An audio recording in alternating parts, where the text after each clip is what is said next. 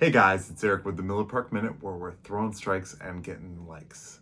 Back again today with another video. Today we discuss the 2020 rule changes for the 60-game season. But before we get into the video, if you like my videos, hit the subscribe button, press the bell down in the corner to get notifications of when the latest videos come out. And if you haven't already, join me on all the other social platforms. Those links are down in the description below. All right, so as we all know, there has been a lot of rule changes for the 2020 season prior to the whole COVID and the shortened 60-game season. So we start out, obviously, with the 3-batter minimum for pitchers. So any pitcher, whether it be the starter or a reliever, has a 3-batter minimum.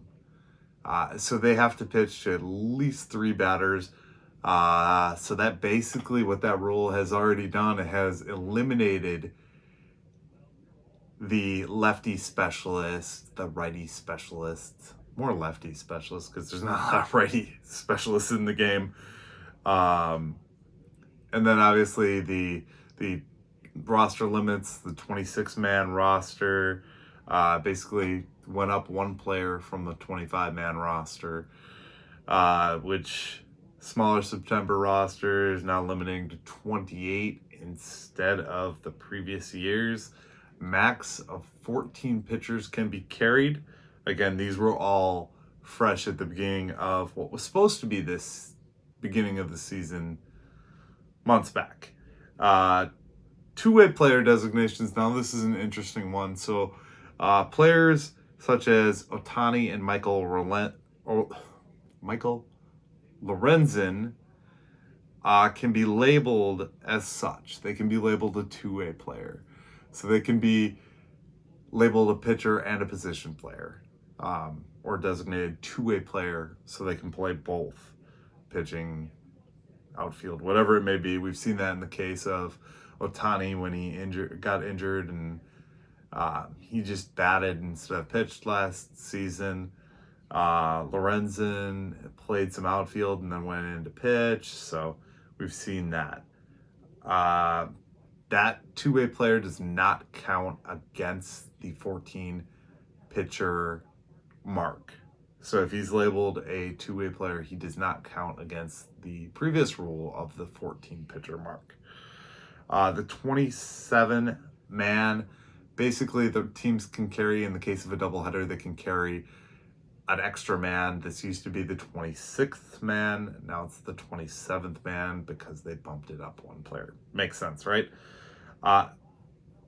15-day IL for pitchers.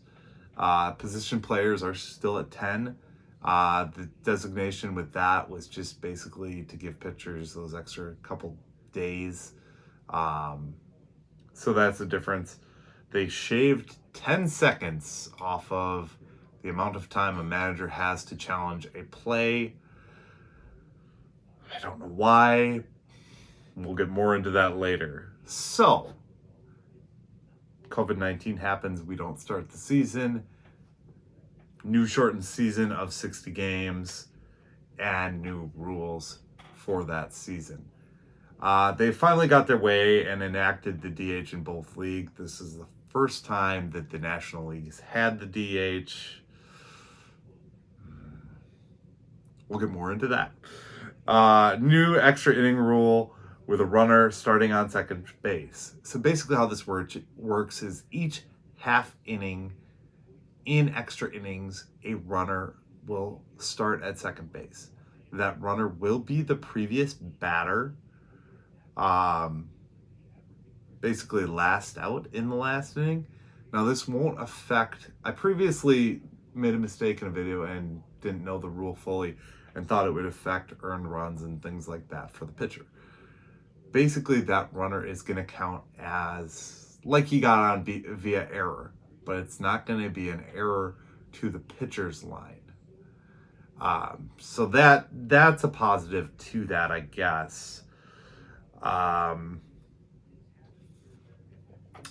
we'll get into that in a little bit more detail later. Like I said, this does not affect.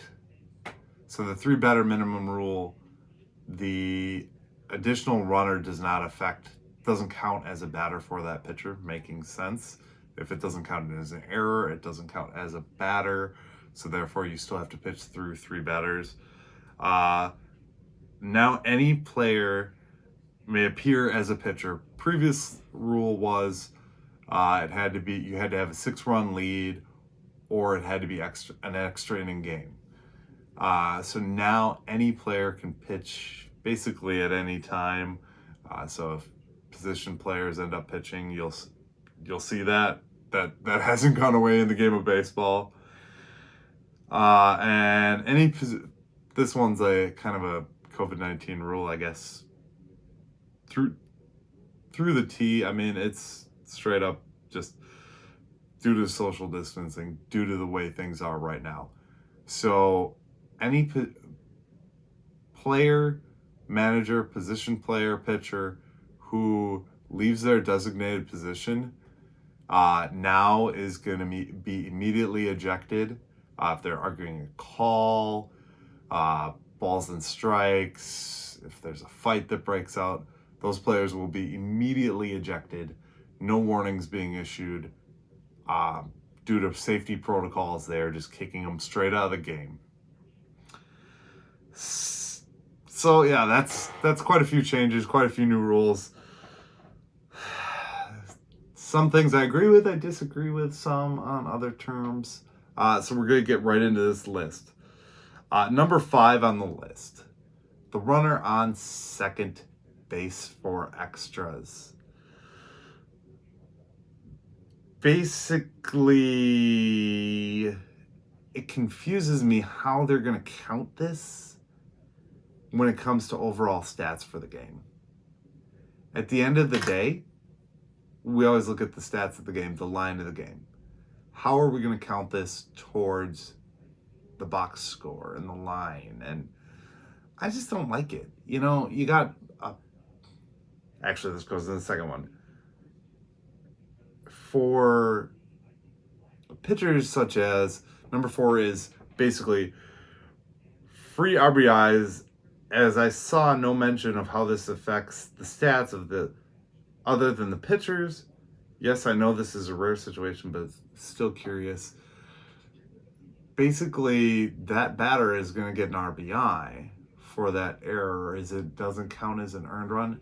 See, there's a lot to do with this extra guy that they're putting out there on second base. You know, for instance, a guy like Josh Hader, who has very few base runners, but occasionally gives up a dinger. You know, if he's in extras and the score is tied, and now there's a runner, he may normally have given up 1 run. In this case, he is going to be giving up 2 runs, making that a different scenario, a different situation, something I just don't like. I don't like that we even have to discuss it. Just really drives me nuts. Immediate ejection of players or managers is number 3 for moving position to argue. No warnings creates a more challenging dynamic for bad calls. Umpires, refs are human. They make bad calls. They do deserve to be called out on it. And it takes away a fun dynamic in the game when you get a manager out there sticking up for his team, sticking up for his players. You know, now if Ryan Braun is arguing balls and strikes and Craig Counsell comes in to prevent him from getting ejected, they both get ejected anyways. So that has to do with the Joe Wests of the world, I guess, and that I know it's all part of safety and protocols, but I don't like it. I don't agree. I think these guys that do bad jobs need to get called out on it before they're replaced with the robots next year. Just kidding. But it could happen.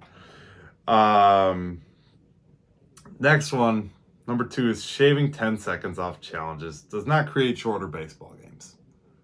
Flat out, it doesn't. 30 seconds, 20 seconds, it doesn't matter how much time a manager has. why take away that 10 extra seconds? I mean, you know, is this really affecting the length and time of baseball games? And I guess I'm going to circle back. The runner on second base, is that really going to shorten games? If you got lights out closers and lights out relievers, probably not. Because it's going to be locked up, gridlocked. But I don't know. These are all things that they want to do to make the game more interesting and shorter and get more attention. Personally, I think they've got it a little confused. Long games are interesting. They're fun. Especially when it's neck and neck, back and forth, ties. There's a lot of epic games that I have seen that have gone long back and forth battles. So, number one, I've mentioned this just about everywhere, every chance I've gotten to chat about this. The DH. I hate this. It's not going to change my opinion. Somebody the other day on a podcast told me, oh, just give it time. Maybe you'll like it. I love seeing pitchers hit. I love seeing pitchers hit dingers. Bartolo Colon running the bases last year. It doesn't get much better than that. Yes, I get there's chance of injuries having pitchers run the bases. But this is the way it has always been. I don't believe in this change culture, cancel culture, whatever you want to say it. It's baseball. Leave baseball alone. If you haven't noticed, everything in this list, this top 5 that I'm talking about, is things that have been the game for years. Let's not change the game that has been here for years. And last thing, I'll end the rant, but the last thing I'm going to say is no one will ever take the moment that Brandon Woodruff hit a home run off of Clayton Kershaw in the NLCS away from us. It happened. We have that to hold on to. So that's my last good memory of pitchers hitting in Brewers games. With that being said, that's the list. If you have counter arguments, leave them in the comments below. I would love to hear what you guys have to say. If you like these rules, if you dislike them, let me know. And as always, feel free to join me on Twitter, Miller Minute over on Twitter, Instagram, Miller Park Minute. I try and post content that I find, repost it, join the Facebook group, the Miller Park Minute and the Milwaukee Brewers. And as always, remember to subscribe, hit that like button, and the bell notification as I told you about earlier. Thanks for watching, and go Brewers. Thank you for watching the Miller Park Minute. Go Brewers.